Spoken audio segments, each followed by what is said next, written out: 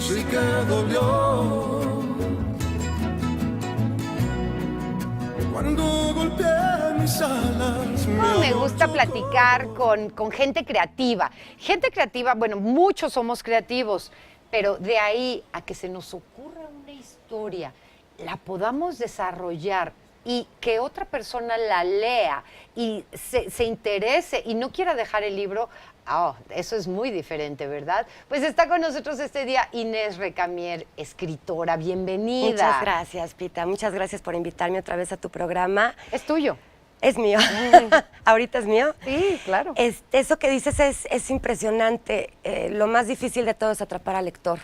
Que empiece a leer y que no quiera soltar el libro. Y que atrapes al lector desde la primera página. Ay, Porque sí. hay lectores que sí hacen un esfuerzo. Sí. Y si no los atrapa a la primera, se van a la segunda, a la tercera. Hay lectores que se pueden aventar todo un libro sin sentirse interesados realmente.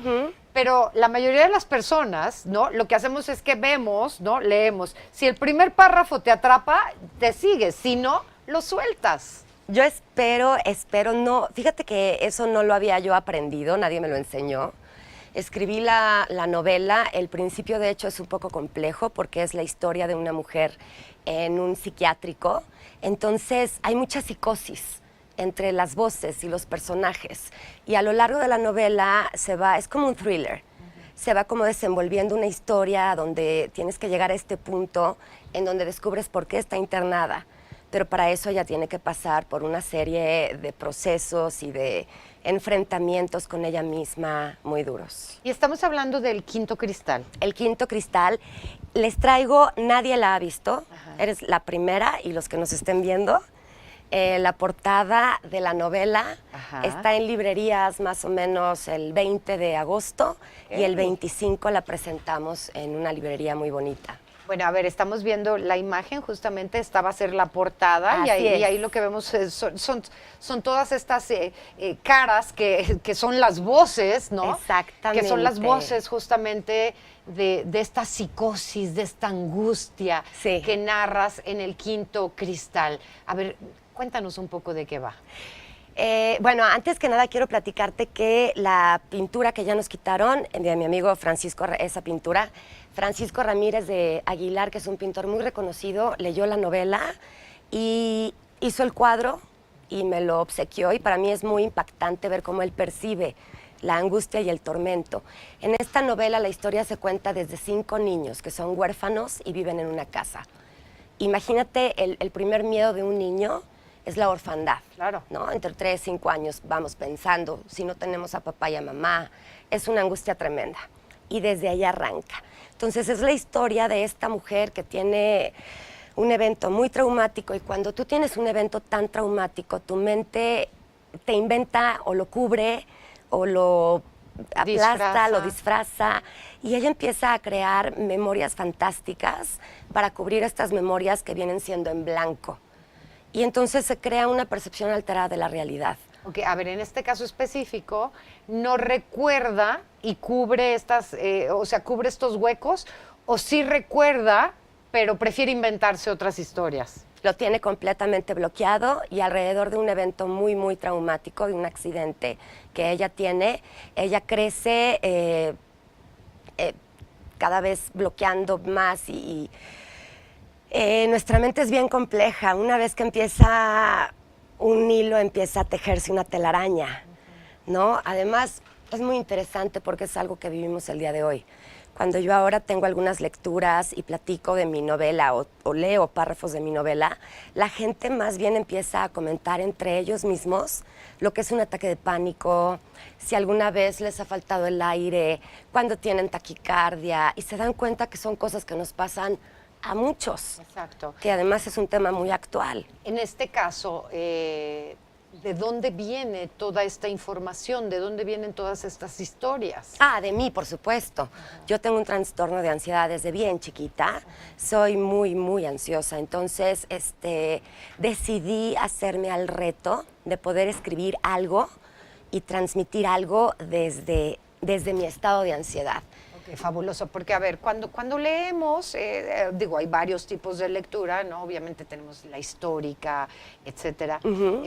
hay historias que son fantásticas, ¿correcto? Hay historias que son totalmente inventadas, pero hay historias que nos tocan porque, como dices, ¿no? Son cosas que padecemos en general la mayoría de las personas, ¿no? Aunque no nos demos cuenta muchas veces, sí. Exacto. Entonces, por ejemplo, en este caso, hablas de algo que conoces y además te has hecho como de una especie de médicos, neurólogos, psiquiatras que te ayudaran a tener información veraz. Bueno, tengo a mi psiquiatra de cabecera, él va a presentar mi novela, va a ser una cosa preciosa eso, porque hay un cariño impresionante entre nosotros y porque de verdad fue un reto muy, muy grande poder escribir, juntar todas estas sensaciones que a lo largo de mi vida yo misma he tenido que superar. No, nunca he estado internada en un manicomio, pero bueno, podemos, bueno, en un psiquiátrico, ¿no? Puedo entrar en ese mundo por películas o lo que sea, ¿no? Por otros motivos.